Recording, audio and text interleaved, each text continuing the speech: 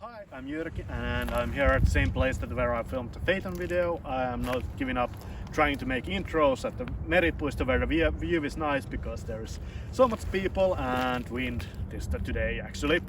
No, you couldn't have hear anything I'm saying there. I think it's still here still. But to the subject, today's video is a little bit bittersweet because it's a goodbye video for this car.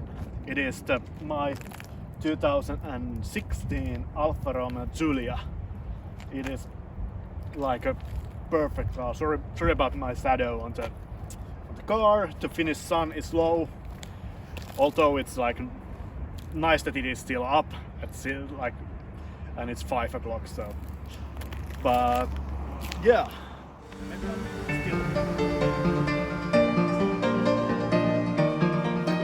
Steal the camera from Risi and do the like selfie style this explanation here. So what we have here, like I said, 2016 Alfa Romeo Giulia super body kit. It is just like one of the most beautiful cars ever made. I think like any angle you are looking at this car from, it's just gorgeous. It's every angle is thought that it looks timeless and and especially this white with black rims is just beautiful.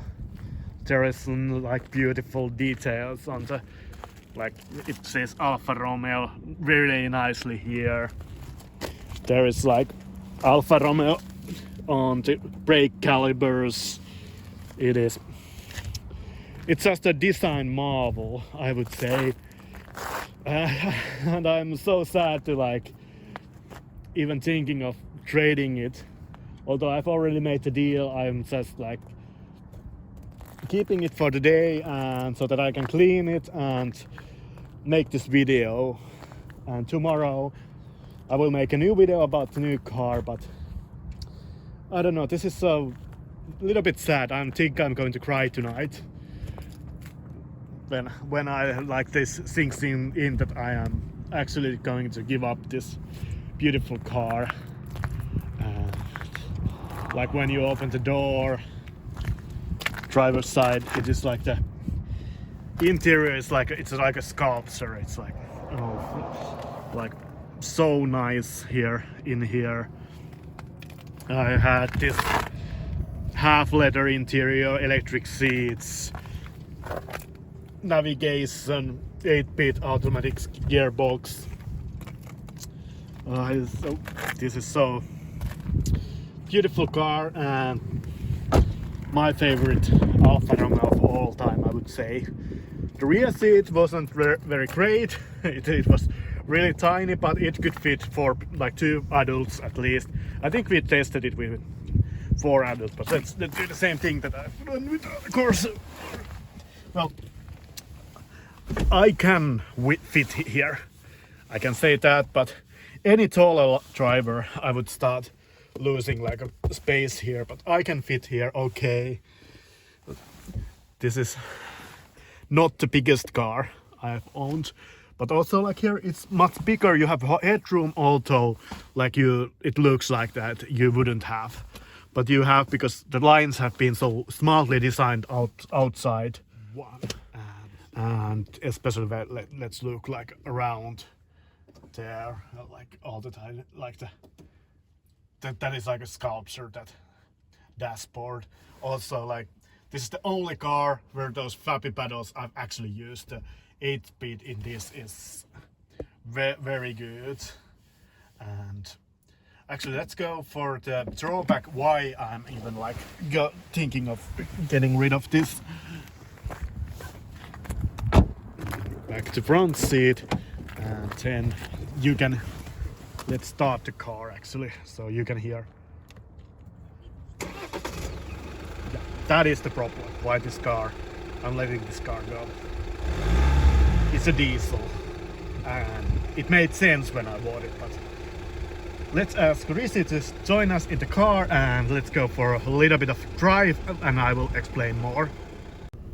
Okay, so now I have my camera woman inside the car also, so let's go for a little bit drive and I try to explain why is it that I am making the hard call of making, why I ended up buying this car in the first place, and why I'm making this hard call of letting it go.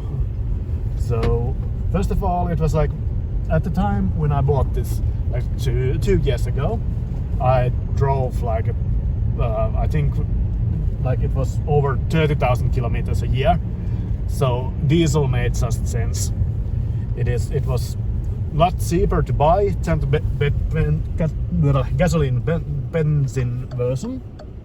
I'm also like always like losing the word for benzene, gasoline.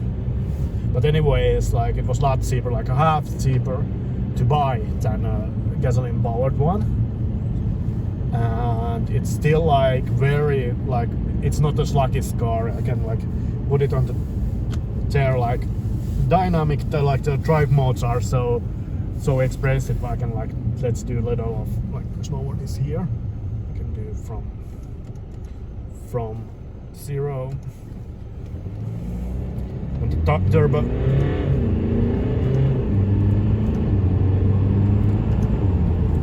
Yeah, you are so quickly in the trouble territory here.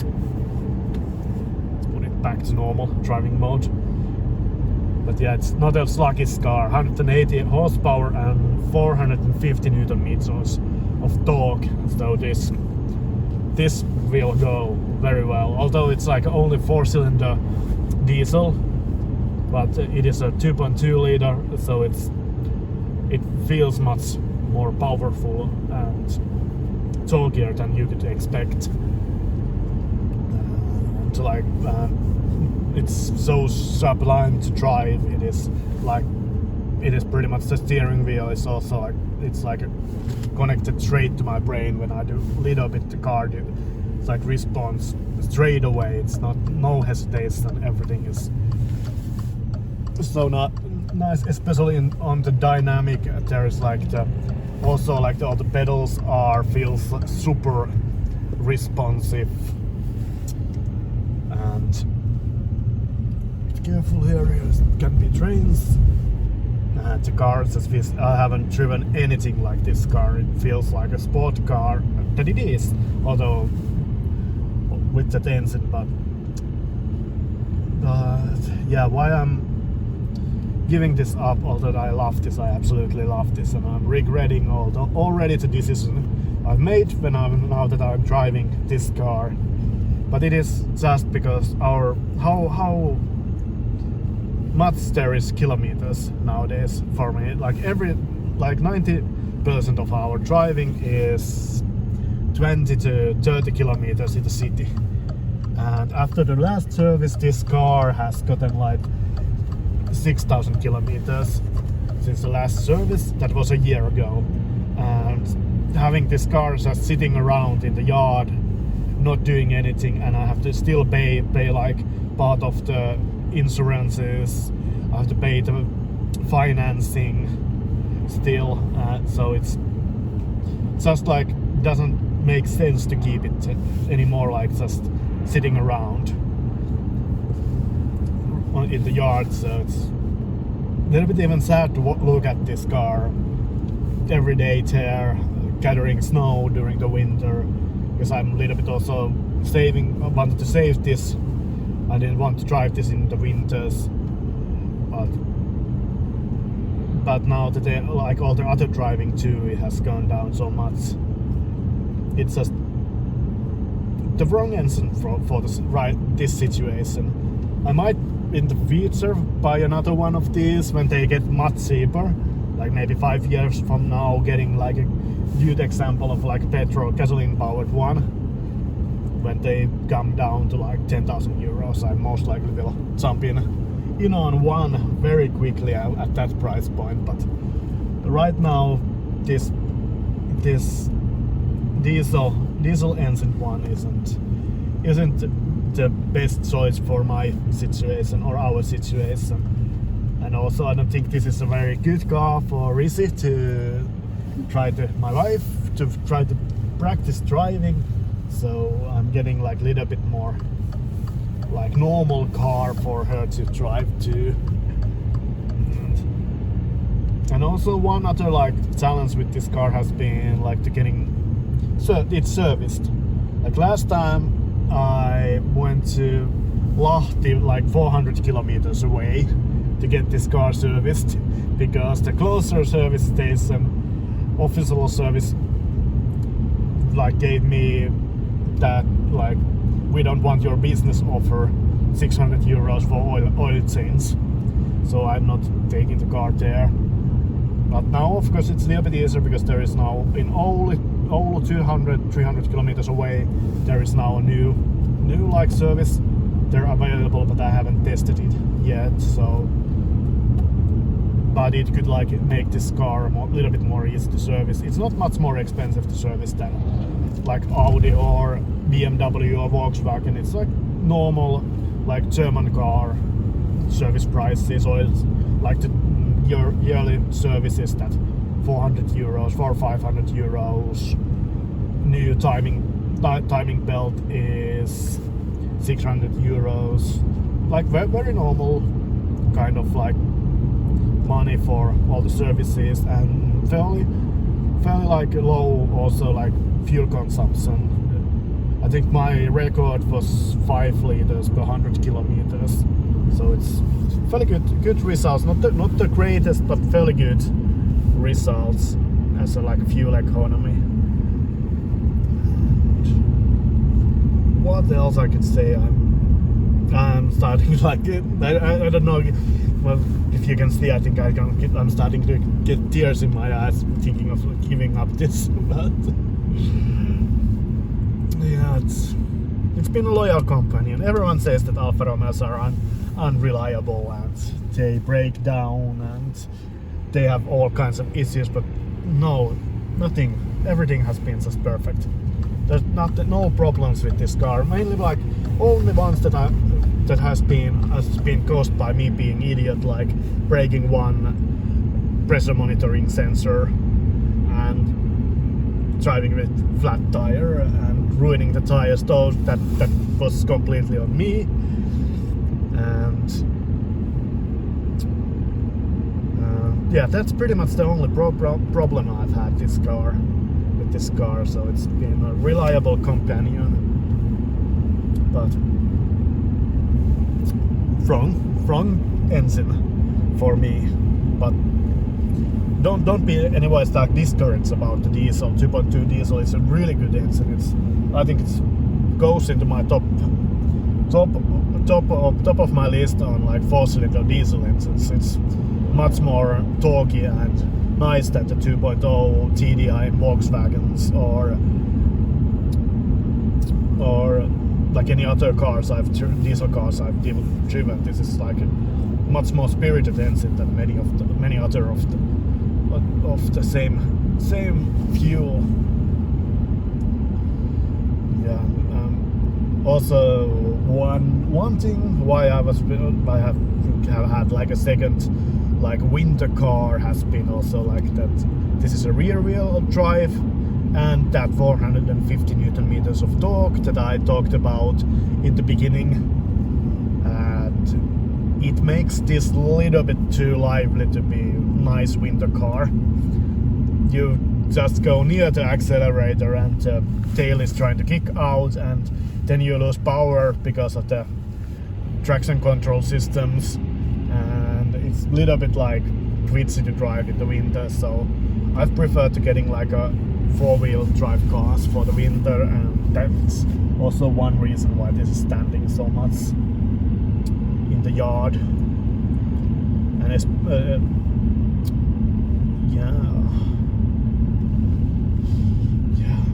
I'm going to start losing because I will miss this car. Good girl, Giulia. You've served me well, and I hope the next guy who buys you from the dealer you will serve him or her as well as me. They're I cannot say anything else.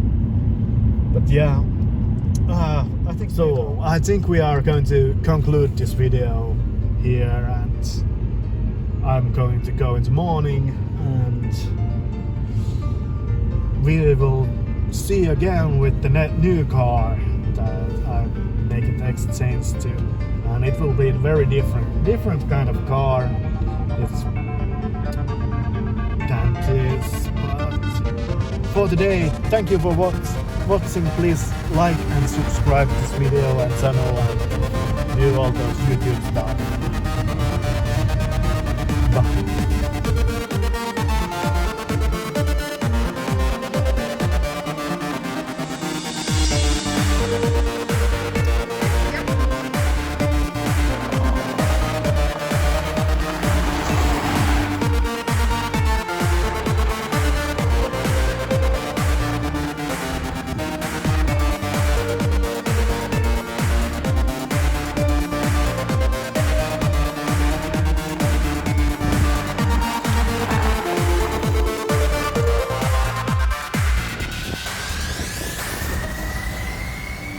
Loud and low passage.